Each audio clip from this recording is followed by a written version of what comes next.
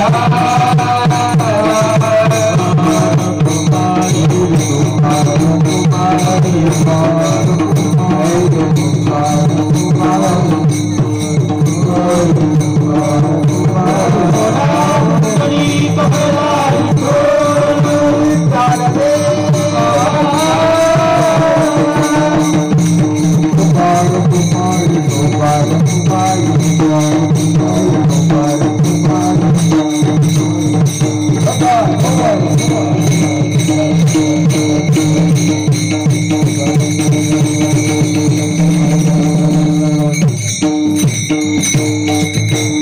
तुकोबारायांच्या गाथ्यामध्ये तुकोबारायांच्या अभंगाचा सरळ अर्थ असा तुकोबाराय बोलून जातात की देवाची व्याप्ती करायला गेलं तर देवाची व्याप्ती देवाचं मोजमाप हे सहजासहजी कोणाला करता येत नाही आणि करता येणं शक्यही नाही। एवढा मोठा असणारा देव आहे, ज्या देवाचं मोजमाप लावता येत नाही, पण तो असणारा एवढा मोठा असणारा तो देव, त्या देवाला आम्ही हृदयामध्ये साठवलं, आम्ही आमच्या अंतःकरणात त्या देवाला ठेवलं। म्हणजे महाराज तुम्ही कशाच्या बळावरती देवाला हृदयाच्या अंतःकरणामध्ये साठवलात? तर तुकोबारायांनी उत्तर दिली, आम्ही त्याला भक्तीच्या बळावरती आम्ही आमच्या हृदयामध्ये साठवलं। कारण की देव असणारा असा आहे, भगवान परमात्मा हा कोणासाठी कोणाला घेणारा नाही, शब्द काय कोणाला घेणारा नाही, ज्ञानोबाराचा शब्द आहे आकळणारा नाही, कोणाला आकळणारा नाही, एरवी ना कळे, कोणालाच आकळणारा नाही। भगवान परमात्मा कोणाच्या ताब्यात येणारा देव नाही, देवाच्या ताब्यात असणारे आपण सर्वजण आहोत। जो कोणाच्याच बंधनात न अडकणारा देव, पण तो देव देखील आज आमच्या बंधनात अडकला। कशाच्या बळावरती अडकला असेल तर तो भक्तीच्या बळावरती अडकला, भक्तीच्या बळावरती। थोडं तुमचे माईक बंद करत जा, बंद केला। पण ज्यांनी अंतःकरणापासून त्या भगवान परमात्म्याची भक्ती केलेली आहे, असं म्हणतात की जगाचा पालन पोषण करता जगाला अन्न पुरवणारा देव आहे। कोणाला काय खाऊ घालायचं, कोणाला उपवाशी मारायचं हे जर ठरवणारा कोण असेल तर देव आहे। व्यवहारामध्ये असं आपण कधी बघतो, एखाद्याकडे अन्नाचे ढीगच्या ढीग असतात पण पोटाला खायला काहीच भेटत नाही, अन्नाचे ढीग असतात पण पोटाला खायला काहीच भेटत नाही। आणि एखाद्याच्या जीवनामध्ये असाही प्रसंग येतो, जवळ काहीच नसतं, जवळ काहीच नसतं, पण खायला गेलं तर काय खावं कळत नसते, काय खावं एवढं समोर असतं। म्हणजे असं का हवं? अहो ज्याच्या जवळ नाही त्याला काय खावं कळणार, आणि ज्याच्या जवळ ढीगच्या ढीग त्याला खायला भेटणार, असं का होतं का? कारण की तो त्याची असणारी मर्जी आहे, त्याची असणारी इच्छा आहे, त्याच्या जर मनात आलं तर तो खाऊही घालतो, आणि त्याच्या मनामध्ये जर आलं तर तो उपवाशी देखील ठेवतो। महाराज विठोबा कुमारी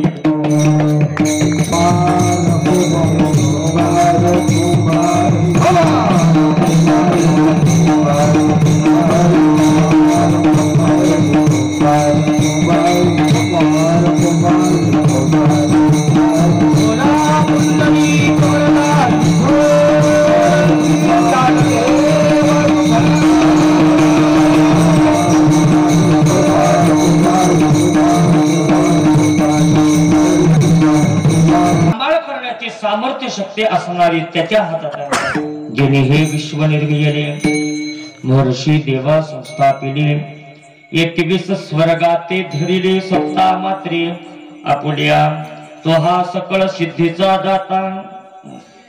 म्हणजे पूर्ण ब्रह्मांडाचा मालक असणारा देव आहे, पण तो असणारा देव देखील कधीतरी कोणाच्या तरी पाठीमाग मागताना दिसतो, नवल वाटतं, मागताना नवल वाटतं।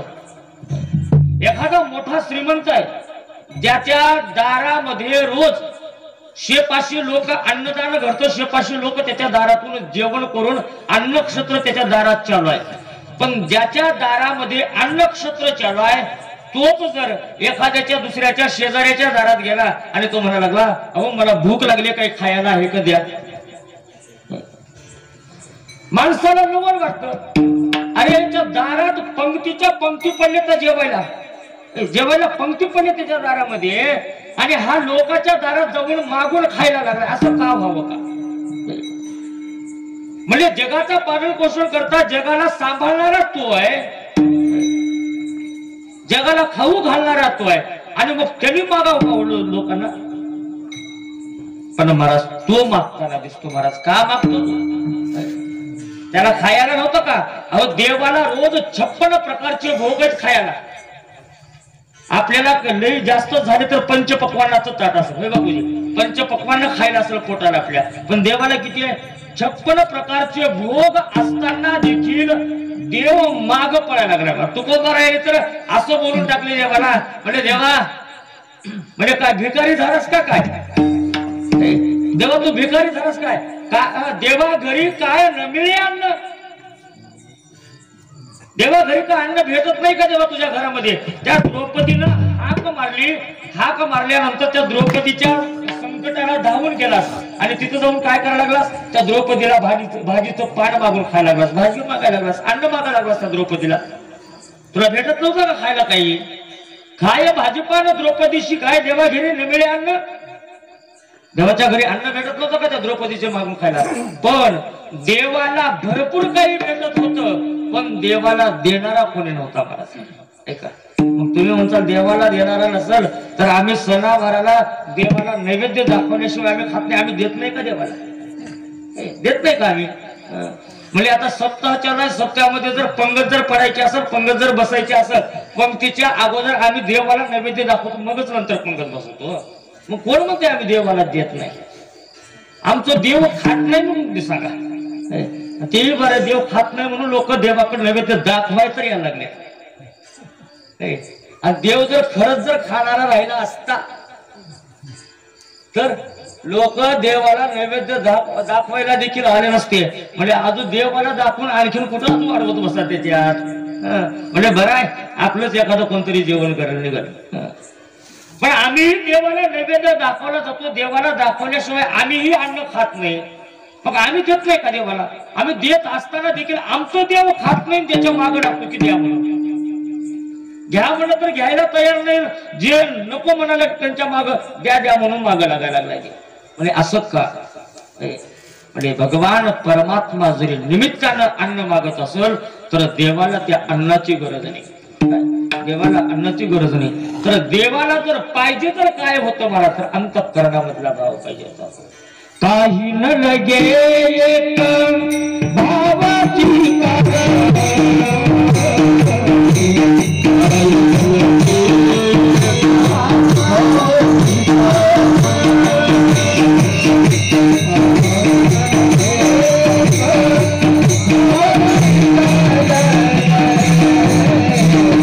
भावती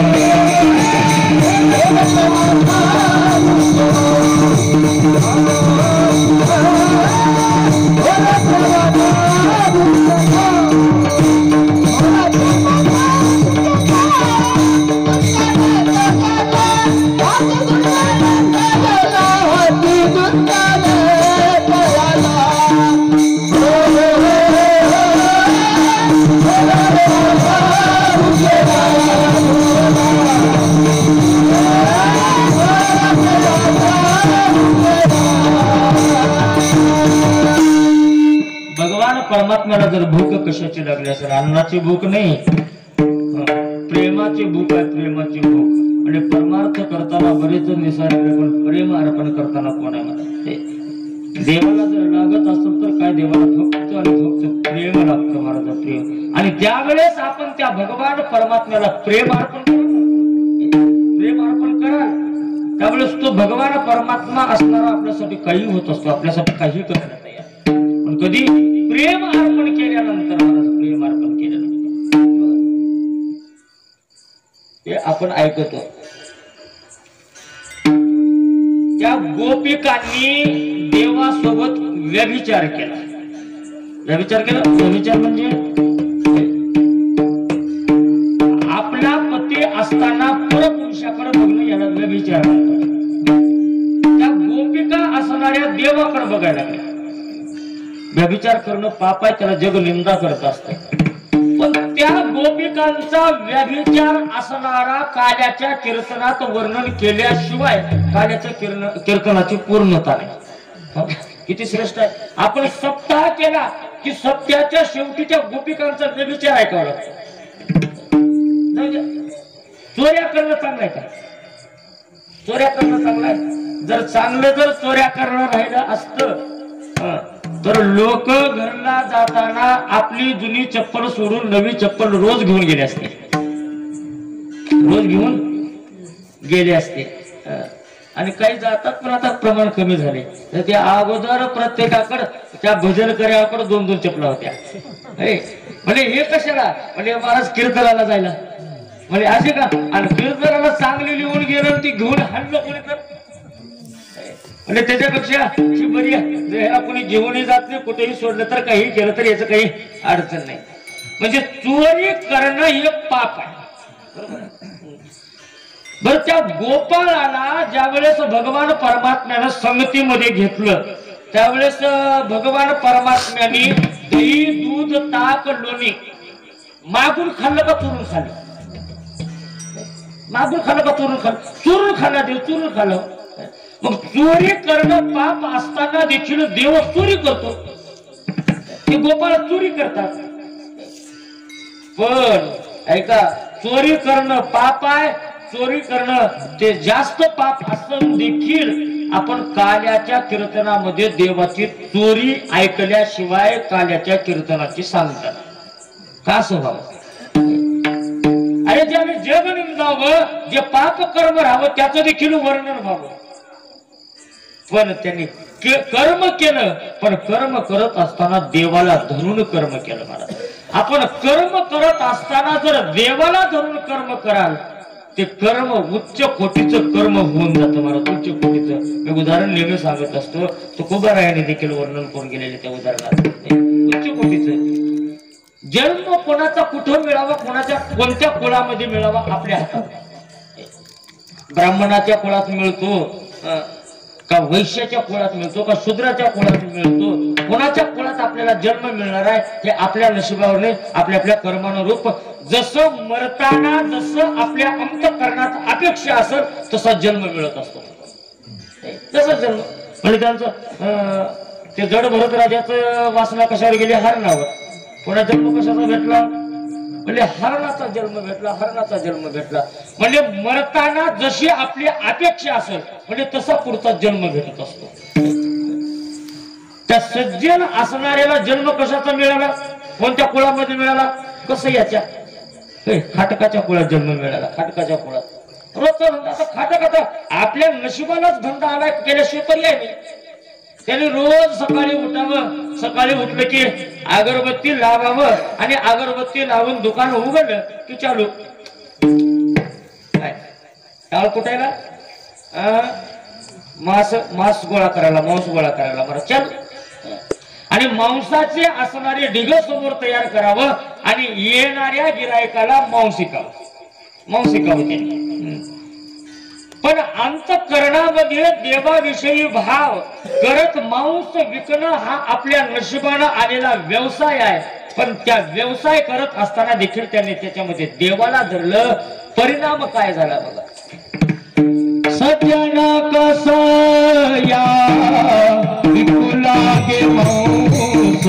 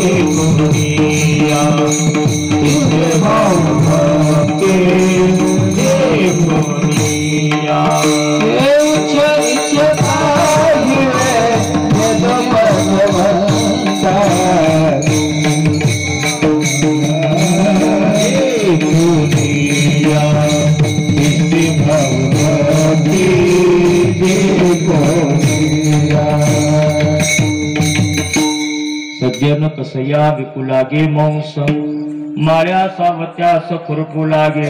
त्या कसयाला मांस विकण्याचं काम देवानं करावं. अरे कर्म करायला लागला पण ते कर्म करत असताना देवाला धरून कर्म केला.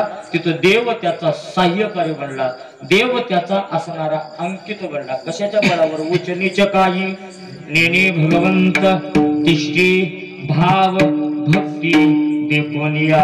पूर्ण अभंग पाहून घ्या. महाराजाशी पुत्र कन्या विदुराच्या भक्षी दैत्या घरी रक्षी प्रल्हादाशी चर्म रंगू लागे रोहिदासा संगे कबीराच्या मागे शेलेविनी. सज्जन कसया विकू लागे मांस माळ्या सावत्यास करपू लागे नाम याची जनी सवेची शेष. पूर्ण अभंग बघून घ्या तुम्ही.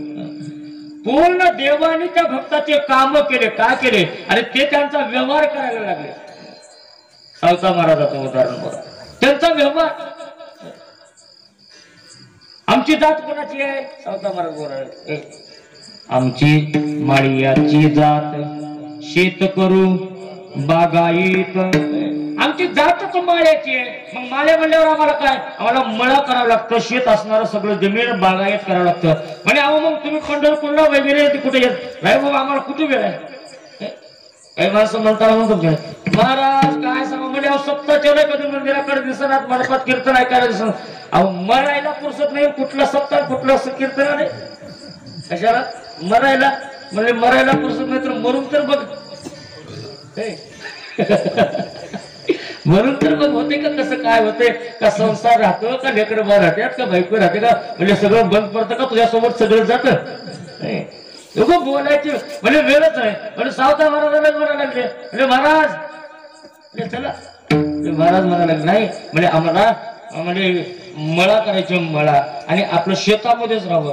बरं त्यांनी करत असलेलं कर्म बघा. करत असलेलं कर्म बघा. कांदा मुळा भाजी अवघी विठाई माझी लसूण मिरची कोथंबिरी अवघा झाला माझा हरी. करत असलेल्या प्रत्येक कर्मामध्ये त्यांनी देवाला बघितलं आणि देवाला बघितल्यामुळं परिणाम असा झाला, असा परिणाम झाला हो त्याच्या जीवनावरती. ज्या वेळेस त्या देवाच्या पाठीमाग काही माणसं लागले देवाला धरायला, देव पुढे पळावं, काही माणसं देवाच्या मागे पळावं, देव पुढे पळावं. पळत पळत पळत सगळं त्रिभुवन असणार देव पळायला लागला. पण देवाला लपायला जागा भेटली नाही.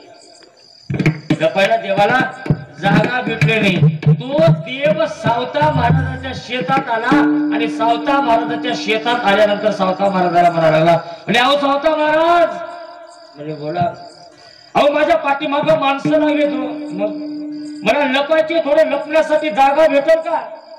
देवाने लपण्यासाठी जागा भेटल का म्हटल्याबरोबर जे सावता महाराज आपल्या शेतामध्ये विळा घेऊन काम करायला लागलेले होते त्याच वेळानं आपलं असणार हृदय फाडलं आणि हृदय फाडून देवाला सांगायला लागले देवा अरे या त्रिभुवनामध्ये जिकडं बघावं तिकडं तू दिसतोस तो नाही ऐसा ठाव उरला कबन सर्वत्र संपूर्ण गगन जैसे विठ्ठल जळी स्थळी भरला रेता ठाव नाही उरला आजी दृष्टीने म्या देखिला विठ्ठलचे विठ्ठल जिकडं बघावं तिकडं देवा तू दिसायला लागलेस म्हणजे तुला कुठंच जागा दिसणार पण एक जागा आहे एक जागा आहे तिथं बरेच दिवस झालं तुला ठेवावं म्हणायला लागलो पण तू काही यायला तयार नव्हता म्हणजे बराच सापडला असाल म्हणजे चल लवकर बस आणि आपलं विळ्यानं हृदय फाडलं आणि त्या हृदयात देवाला जागा दिली देवाला जागा दिली का असं एवढं योगी तपी ज्ञानी तो देव आपल्याला मिळावा म्हणून देवाच्या माग लागताना देव त्याच्या ध्यानामनात येणार आणि या सावता महाराजांनी शेतात राहून देवाला आपल्या हृदयामध्ये साठवले काय बघितलं भगवान परमात्मा फक्त अंतःकरणामधला भाव बघितला परमार्थ करत असताना परमार्थामध्ये श्रेष्ठ जर काय असेल तर तो भाव आहे देवासाठी भाव देवा कारणे भाव तस्मात देवासाठी भावच लागतो आणि भावाशिवाय भगवान परमात्मा आपल्याला जाऊ शकत नाही आणि जेवढा मोठा जरी देव असेल किती मोठा महाराज अनंत ब्रह्मांडी एकी रोमी ऐशी दिंडे एका एका रोमावरती अनंत ब्रह्मांडे एवढा मोठा असणारा जो देव आहे तो एवढा मोठा जरी असेल आणि आपण अंतःकरणामधला भाव आणि अंतःकरणामधली जर भक्ती जर अर्पण कराल तर तो देव तुमच्या अंतःकरणात तुमच्या हृदयामध्ये येऊन साठवला जाईल तो खूप बरा आहे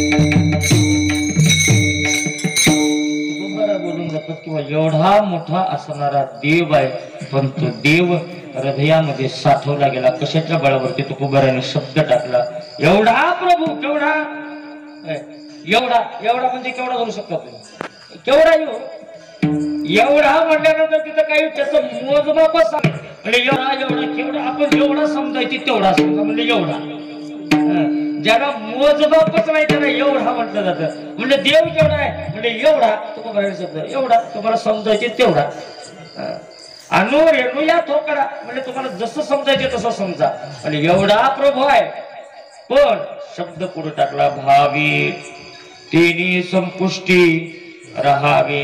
जर भाव अर्पण कराल तर तो असणारा देव तुमच्या हृदयामध्ये येऊन साठवला जाईल, हृदयामध्ये येऊन. पण कधी भावाच्या बळावरती.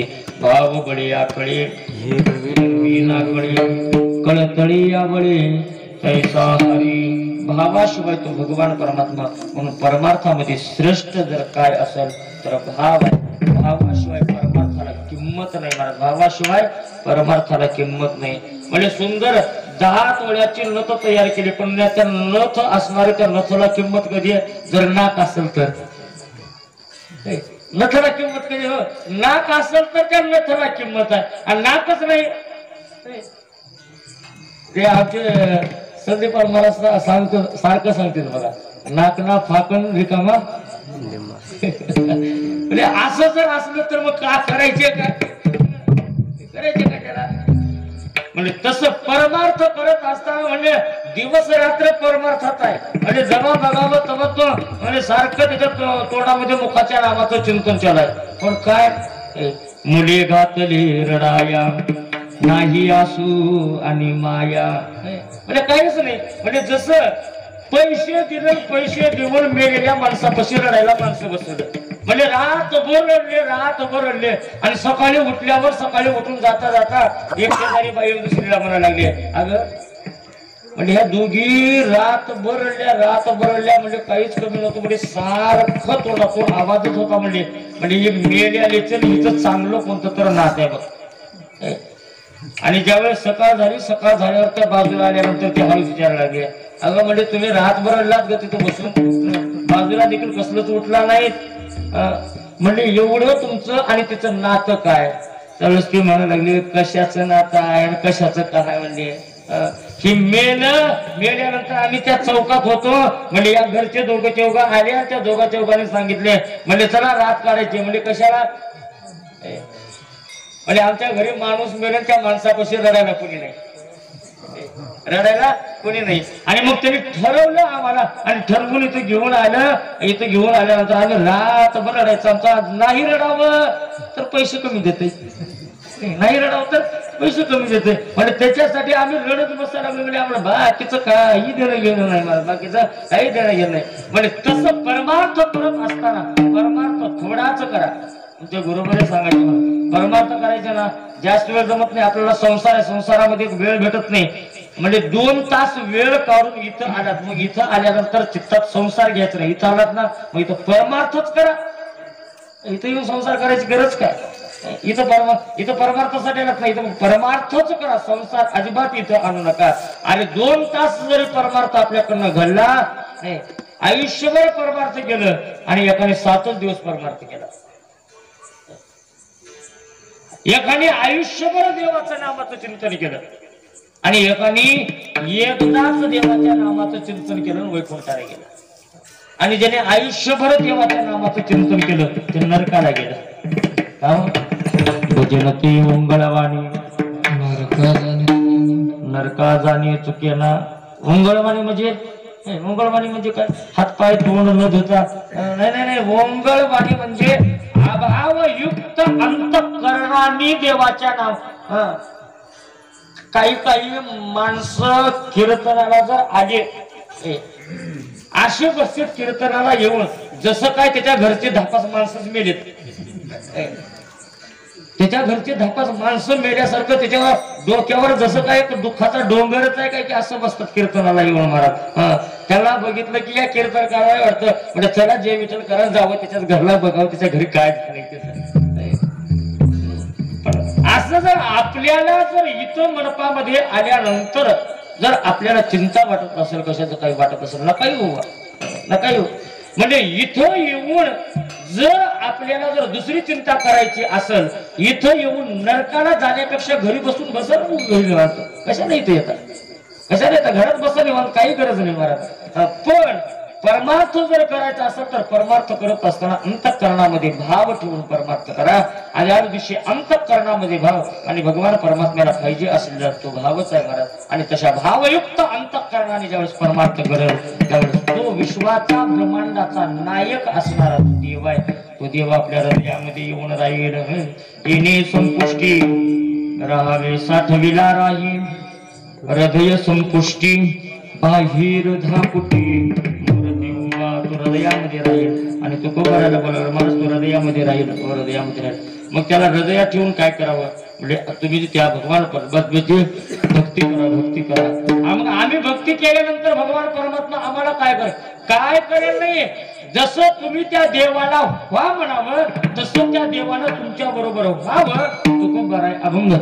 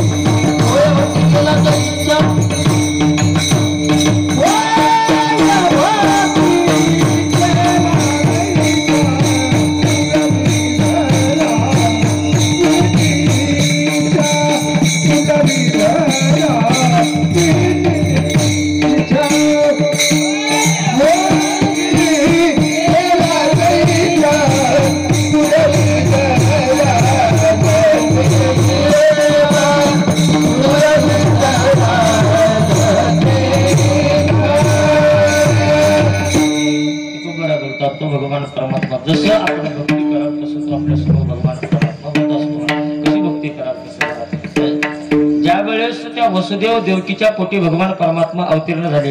ज्यावेळेस देव अवतीर्ण झाले त्या बंदीशाळेमध्ये कंसाने ज्यावेळेस बंदीशाळेत ठेवलं होतं तिथं देवाची मूर्ती वसुदेव आणि देवकीच्या समोर जी प्रगट झालेली होती ती किती वर्षाची होती? 8 वर्षाची मूर्ती होती. मोठा देव होता. अवतार जन्माला आल्याबरोबर देव 8 वर्षाचा देव झालेला होता. 8 वर्षाचा. त्यावेळेस वसुदेव आणि देवकीनं देवाला सांगितलं देवा एवढं कष्ट घेतलं एवढं सायास घेतलं कशासाठी? तुझं हे 8 वर्षाचं एवढं मोठं रूप बघायसाठी नाही देवा. आम्हाला तुझं रूप बघायचे. पण कोणतं? ते लहान असणार बाळक असणार महाराज राज सुकुमार मदनाचा पुतळा रवी शशिकळा लोपली. कोणतं रूप बघायचे आम्हाला? जनी दृष्टी लागू तुझ्या सगुणपणा तिने माझ्या मना बोध केला. आम्हाला तुझं रूप बघायचे. कोणतं? पाहता श्रीमुख सुखावले सुख डोळियाची भूक नवजे माझ्या. आम्हाला ते रूप बघायचे. आवडे हे रूप गोजिरे सगुण पाहता लोचन सुखावले, आम्हाला ते रूप बघायचे. तेव्हा हे 8 वर्षाचं नको, लहान हो. लहान हो म्हटल्याबरोबर देवाने लहान व्हावं. दुसरा प्रसंग आपण ऐकतो. देव जर रडायला लागले त्यावेळेस भगवान परमात्मा गोकुळात वाढायला लागले आणि देव रडायला लागले की देवाला यशोदेनं एकाच्या घरी नेऊन सोडावं. कोणाच्या? देवाला एकाच्या घरी नेऊन सोडावं. त्याच्या घरी गेलं की देव रडायचं बंद करा. कोणाच्या? राधेच्या. राधेच्या घरला नेलं, कारण की देवाची नाटकं होती. देवाचं कारण होतं, कारण होतं देवाला राधेकडे जावं लागायचं म्हणून देव रडायचा. नाटक केलं की यशोदेनं उचलावं जावं. म्हणजे अगं राधे, म्हणजे अगं सकाळपासून हा काही कृष्ण रडायचं बंद करायला गेलंय, म्हणजे धर्म गेला थोडं. आणि राधेनं त्या कृष्णाला घेतल्याबरोबर कृष्णाला रडणं बंद करा. काही काही पोरं मोठे खुर्शी असतात, म्हणजे दुसरं कितीही येऊ द्या रडायचं बंद करत नाही. आणि बाहेर जाणार जर कोणी निघालं की मुलगा लगेच रडायचं बंद करतो. तसं राधेनं घेतलं की देवानं रडायचं बंद करावं. आणि मग यशोदेनं म्हणा, राधे हे काही पोरग घरात काही काम करू देना, धंदा करू देना, म्हणजे सारखं रडायला लागलंय. म्हणजे बघ, मी माझं काम उरकलं की मग या कृष्णाला घेऊन जाते घरला, आणि माझं काम होईपर्यंत इथं खेळती तुझ्या पशी रडायला गेले काही नाही, म्हणजे राहू दे तुझ्या घरी. राजेनं म्हणून ठेवा म्हणजे सांभाळते. आणि राधे पशी देव राहावं, देवाने राहावं. आणि बरेच दिवस झाल्यानंतर एक दिवस राजेला वाटायला लागलं, देव रोज माझ्या घरला यायला लागलाय, पण देवाच्या या रूपात काही मला आनंद मिळाला. आणि एक दिवशी देव यायला लागल्यानंतर राधा सहज देवाला विचारायला लागली. राधा विचारायला लागली देवाला, म्हणजे देवा काय, म्हणजे रोज तू माझ्या घरला यायला लागलायस, पण मला काही समाधान होईना. म्हणजे कारण की खेळ जर खेळायचा असेल तेव्हा तर दोघं बरोबरीचे लागतात. दोघं बरोबरीचे लागतात. एखादा लहान असेल आणि एखादा जर मोठा असेल, त्या लहानासोबत जर मोठं जर खेळायला लागलं, लोक म्हणतात अरे काय त्या लेकरावर खेळायला लागलायस, म्हणजे चांगला धक्कापुष्ट, म्हणजे बरोबरी खेळायचं असेल तर बरोबरीच्या सोबत खेळ, म्हणजे बारक्या लेकरावात काय खेळायला लागलं असं खेळ राहते का बारक्या लेकरावात. म्हणजे तसं राधा बोलायला गेले देवाला, म्हणजे देवा बघ मला खेळ खेळायचे, पण तू माझ्या बरोबरीचा हो ना, तू माझ्या एवढा हो देवा, कृष्णा तू माझ्या एवढा हो. राधेनं म्हटल्याबरोबर देवाने लगेचच मोठं झाला. राधे एवढा कृष्ण झाला. आणि राधे एवढा कृष्ण झाल्यानंतर कृष्ण आणि राधा घरात खेळ खेळायला लागले. आणि खेळ खेळत असताना तेवढ्यामध्ये अचानक दरवाजावर राधेचा नवरा आला. राधेचा नवरा आला आणि राधेचा नवरा आला दरवाजावर थाप मारली, म्हणजे राधे, म्हणजे दरवाजा काढ, राधे दरवाजा काढ. राधेनं नवऱ्याचा आवाज ऐकल्याबरोबर ते राधा कृष्णाला म्हणायला लागली, कृष्णा म्हणजे काय, म्हणजे आता लहान हो, आता लहान हो. म्हणजे का, जर आता तू माझ्या एवढा तू बाहेर नवरा आहे आणि घरात जर तुला आणि मला जर नवऱ्यानं बघितलं, नवरा मला ठेवून घरात, म्हणजे लगेचच मला तिकडं कुठला तर मठ बघावं लागेल, नवरा काढून देते. म्हणजे देवा लहान व्हा. देव म्हणा लागला, हे बघ राधे, सृष्टीवरचा नियम आहे, तू जर आणखीन 2 वर्षांना मोठा हो म्हणलं तर मोठा होता येते, पण आता काही लहान व्हायला अजिबात येणार गेलाय. त्यावेळेस राधा म्हणाले, कृष्णा अरे बघ मी तुझ्या चरणावर विनंती करते बाबा, लहान हो, पाठीमाग माझा बाहेर माझा नवरा येऊन थांबलाय, माझा नवरा नाही, आता तरी लहान हो. देवानं म्हणावं, सगळ्या जगाचा नवरा मी. आपण देवाचे सगळेच आपण बायकोत म्हणा, आपल्या सगळ्याचा मालक असणारा देव आहे. देवानं म्हणावं, सगळ्याचा नवरा मी, सगळ्याचा मालक असणारा मी, आणि हिनं म्हणावं माझा मालक बाहेर आहे. म्हणजे नाही होणार, म्हणजे लहान होता येत नाही, मोठा होता येते. रे कृष्णा हो, माझ्यासाठी हो. आणि बाहेरून आवाज यावा, म्हणजे काय राहते, म्हणजे कोण आहे घरामध्ये, कोणाला घेऊन बसलीस, म्हणजे बोलायला आवाज यायला लागला, दार काढलास, म्हणजे मी बाहेर गेल्यानंतर तू घरामध्ये हा उद्योग करायला लागलीस का, म्हणजे काय दरवाजा. राधा एक नाही दोन नाही, राजाला वाटायला लागलं आज काही नाही म्हणजे आजच्या तिथीला पुढच्या वर्षी आपली पुण्यतिथी फिक्स म्हणजे पुढच्या वर्षी म्हणजे या गणेशवाडीच्या सत्याच्या चौथ्या दिवसात आपली पुण्यतिथी फिक्स आहे म्हणजे का आता मरणच आहे नवऱ्याने बघितल्यावर बरोबरीचा माणूस जर घरात दरवाजा लावून जर बघितलं नवरा कशाला ठेवते म्हणजे आता आपल्याला आणि म्हणजे आता कृष्णा ते बघ आता काय करायचे ते कर झालं म्हणजे आता तुझं माझं हे शेवटचं दर्शन आहे आणि देवाच्या चरणावर मिठी मारली ते दर्शन घेतलं दरवाजाच्या जवळ हळूहळू लहान पावलाने गेली दरवाजा काढल्याबरोबर राधेचा नवरा म्हणाला राधे म्हणजे किती वेळ झाला तुला आवाज यायला लागलो होतो दार काढ म्हणून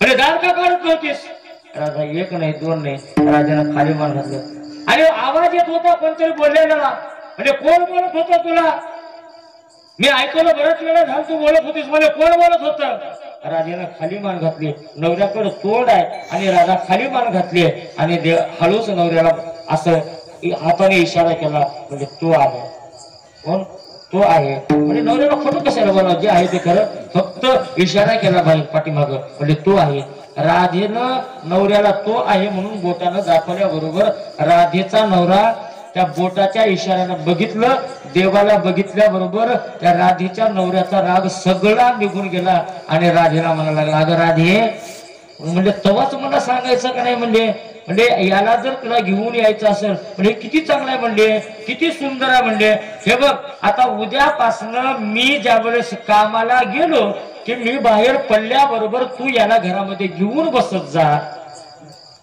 याला रोज घरामध्ये घेऊन बसत जा राधा म्हणायला लागली म्हणजे काय नवरा मुद्दा म्हणायला लागलाय का नेमकं झाले काय नवऱ्याला का आपली टिंगल करायला लागलाय नवरा आणि राजानं खरंच पाठीमागं वळून बघितलं तर तो देव लहान झाला होता एका देव लहान झाला होता राधेनं ओळखलं आणि राधा सांगायला लागली देवा अरे आम्ही तुला काय देतो देवा अरे तू आमच्यासाठी मोठं हो म्हटल्यानंतर मोठं व्हावं आणि आमच्यासाठी तू देवा लहान हो म्हटल्यानंतर लहान हो आम्ही दिलोय काय देवा तुला तुका म्हणे जीव भाव देवा